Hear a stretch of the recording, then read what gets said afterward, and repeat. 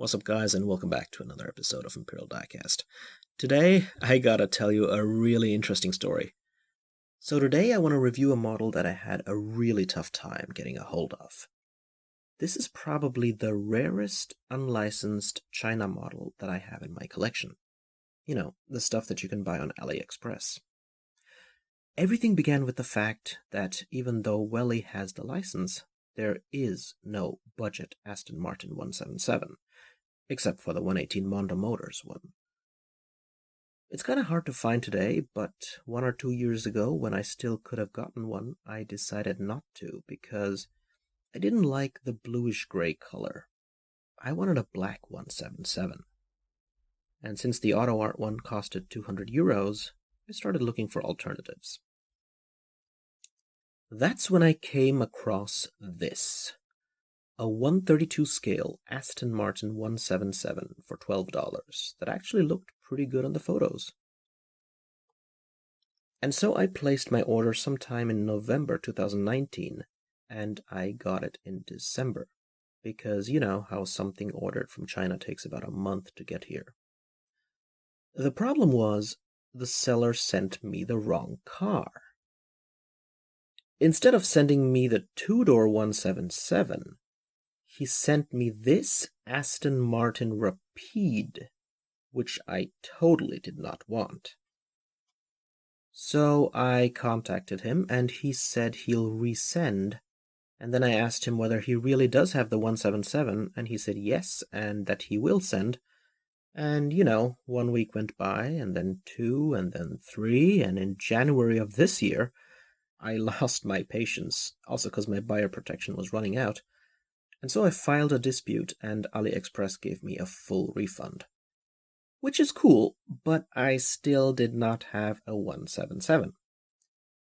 So this time I started searching on the international eBay, which is ebay.com, as Chinese sellers sometimes also list their stock there. And that's when I came across another seller who was also selling the 177. So I placed the order, but this time it cost me $16, and this was a week before Chinese New Year, by the end of January. So the seller couldn't ship it immediately due to the holidays. Then in February, the entire country got shut down due to the disease. And while everybody was worrying about the end of the world, I was worried that my 177 was not being shipped. Then we went into March, and because China was one of the first countries in the world to return to normalcy, people could go back to work again, and my order was shipped in late March. Another month or so of waiting, and I finally got it, guys. The Aston Martin 177 in April of this year.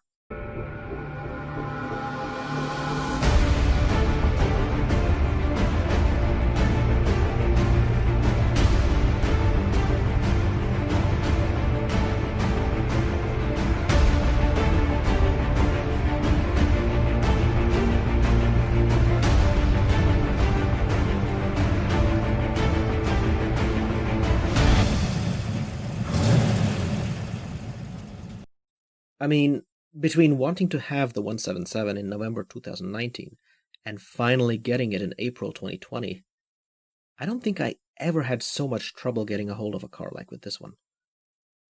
And now you can't even get it anymore. There's like a crappy version being sold in matte paint and with different rims that have more spokes, and Aston Martin logos that don't even look like Aston Martin logos. And I call it that because it just doesn't have the same level of detail as this one. But enough talk. Let's finally get to reviewing the 132 scale Aston Martin 177.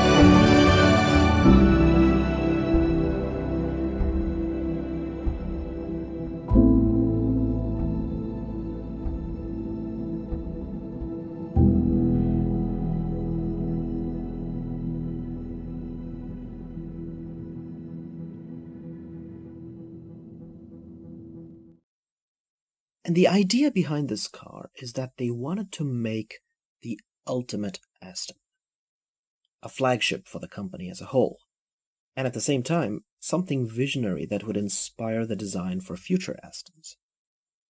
And that's exactly what ended up happening. A lot of the elements from this car ended up in Aston Martins that came out a few years later, like the taillights that were almost identically copied over onto the second-gen Vanquish, or the side strakes as well. The way the hood opens ended up in the design of the DB10 and the DB11. The giant front grille, which looked completely over the top back in 2009, is something Aston Martin eventually ended up gravitating toward if you look at their current DBS Superleggera. So this was pretty much the pioneer for the past decade's Aston Martin design. And most Astons, as you know, with perhaps the exception of the Vantage line, are more luxury grand tourers than supercars. But with the 177, they really wanted to break with that misconception and deliver not just a supercar, but back in 2009, pretty much a hypercar in terms of performance.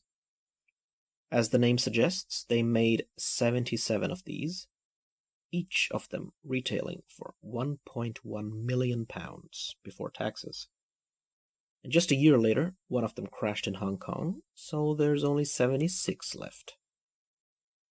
So taking a look at the front of the Aston Martin 177, perhaps what you'll immediately notice are these giant headlights, and I think they're a little too big for this car if you compare with some of the other Aston Martin designs where they're more subtle, but at the same time, they still stand out and they look pretty impressive. But what's even more impressive is the giant front grille. Now, I actually think that on this model, the fact that they emphasized the horizontal bars far more than the vertical ones kind of makes it look better, because on the real Aston Martin 177, it's more like a grid, because on this model they forgot to do the vertical bars in chrome as well, although they are there, they're just not as visible. I just prefer the looks of the front grille this way, and in either case it is pretty big. Right above you have the Aston Martin logo. Now keep in mind, this is an unlicensed China model, so they're not going to write Aston Martin on the logo itself, but they still got the shape right. As you move on further up to admire the rest of this huge hood, you'll notice that these iconic 4 air vents up here have also been replicated on this model in silver, just like on the real car, and each of them is part of like a line or a strake across the hood. But let's get this hood open. The Aston Martin 177 has a clamshell hood, so it opens up this way, kind of like how they do on Corvettes and Jags. And what you're looking at here is a 7.3-liter V12, which at the time, with 750 horsepower, was the most powerful naturally aspirated engine in the world. Now, even if you add forced induction into the ranking, 750 was still a lot of horses back in 2009. Probably 5th place, right after the Veyron, the Koenigsegg CCX, its predecessor, the CCR, and the Salina 7 twin-turbo, which also had 750 horses, but was an older car. Either way, the top speed of the 177 was 354 km per hour, giving Lambo and Ferrari flagships like the Murcielago and Enzo a run for their money. And 0 to 100 kph could be achieved in 3.5 seconds. So of course you cannot expect too much detail on the engine of a 132 scale car from China, but I still think that they did a pretty fair job on this one. I mean, they added a little bit of depth. They painted some parts in this sort of bronze-like color, and then you can also see those 2 silver bars, which are the pushrod suspension for the front wheels.